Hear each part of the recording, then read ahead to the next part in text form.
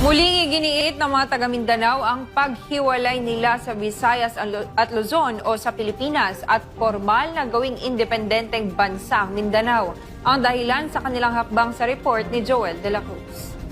Ihiwalay na lang ang isla ng Mindanao sa Luzon at sa Visayas. Ito ang nakikitang solusyon ng mga taga Mindanao upang marisolba ang malalang korupsyon sa bansa at gawing independenteng bansa ang Mindanao.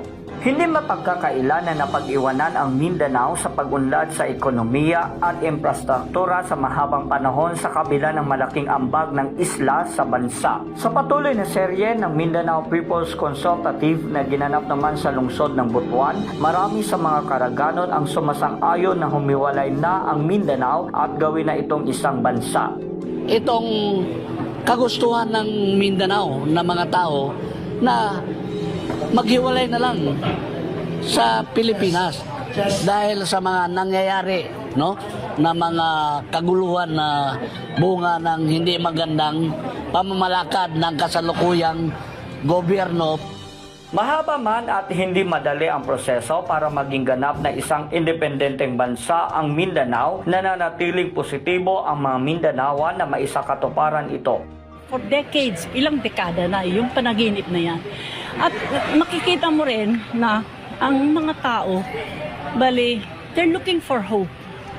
Di ba, naghahanap sila ng pag-asa. Kasi sa ngayon, ang maririnig mo, sasabihin lang nila na wala nang pag-asa itong bayan natin, wala nang mangyayari, wala nang pagbabago. So, for all of us, di ba, pag-asa lang naman ang hinahanap natin.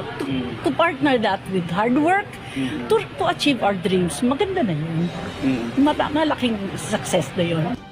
At this stage, ang alam ko, meron na palang resolution to have an independent Mindanao in 1986, filed by Mr. Robin Canoy, a very famous patriot, Mindanaoan patriot.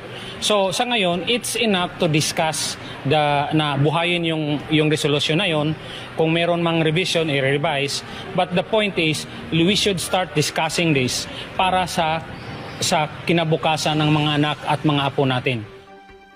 Matatandaan ang unang nagsulong ng Federal Republic of Mindanao noon pang 1986 ay ang yumaong Reuben Canoy. Bukod noong 1986, naging usapin din ang kagustuhan ng ilang mga taga Mindanao na humiwalay na sa Visayas at Luzon noong 2024 dahil sa kawalan ng pagbabago at paglago sa naturang isla. Sa ngayon, patuloy na nagsasagawa ng Mindanao People's Consultative Conference sa iba't ibang lugar sa Mindanao upang malaman ang kanilang sentimento at opinyon sa posibleng